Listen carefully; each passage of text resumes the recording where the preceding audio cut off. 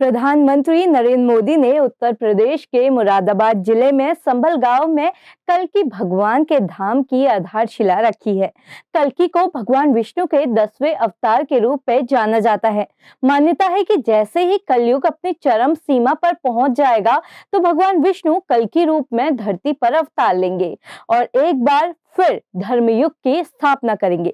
लेकिन कल्कि के जन्म स्थान को लेकर एक कहानी और सुनाई जाती है जो कैलाश पर्वत से जुड़ी हुई है। कहा जाता है कि यहाँ एक शंभाला नाम का नगर है और यहीं कल्कि जन्म लेंगे।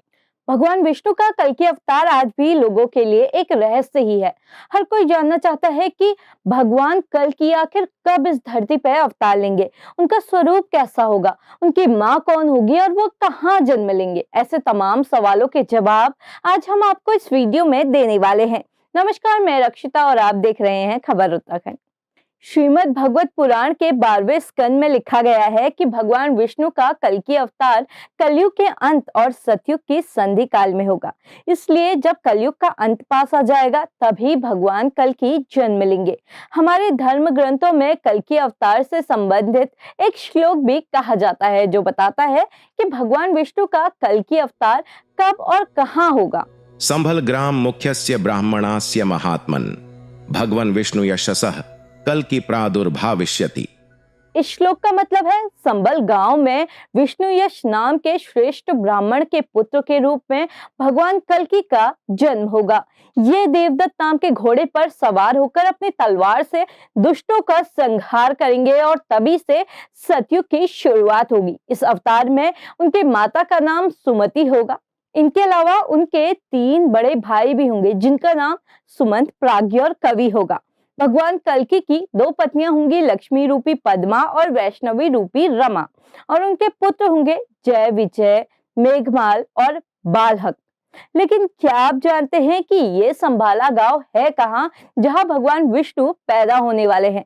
कुछ लोगों की माने तो ये संभल गांव उत्तर प्रदेश के मुरादाबाद के पास है और इस कारण अभी से यहाँ पर कल्कि धाम की स्थापना भी कर दी गई है। लेकिन एक और मान्यता के मुताबिक कल्कि कैलाश पर्वत स्थित संभाला में जन्म लेंगे। कैलाश वही पर्वत है जहां 3 डायमेंशन में चलने वाली हमारी ये दुनिया 4 डायमेंशन में एंटर करते हुए महसूस की जाती है। हिंदू धर्म की मान्यताएं यहाँ शिव का निवास स्थान बताती हैं। वहीं कुछ लोग ये मानते हैं कि यहाँ इंसानी दुनिया से इतर एलियंस की दुनिया है।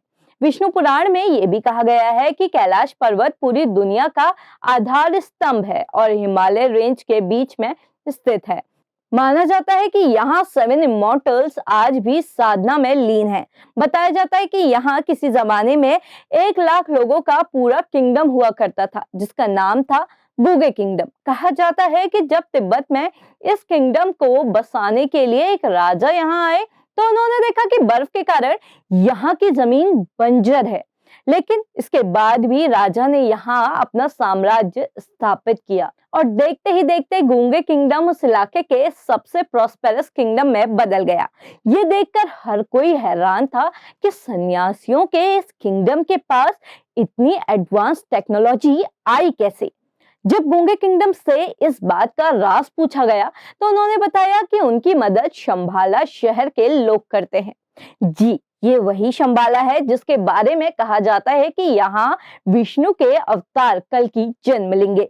शंभाला शहर को एक जादुई शहर के रूप में जाना जाता है जिसका जिक्र हिंदू और बौद्ध धर्म ग्रंथों में भी देखने को मिलता है। संभाला के लिए कहा जाता है कि ये एक ऐसी जगह है जो इस धरती पर होके भी नहीं है। विष्णु पुराण के मुताबिक कहा जाता है कि कलयुग का अंत करने वाले भगवान विष्णु के अवतार कल्कि का जन्म इसी शंभाला नगर में होगा। संभाला को सिद्धाश्रम और ज्ञानगंज के नाम से भी जाना जाता है।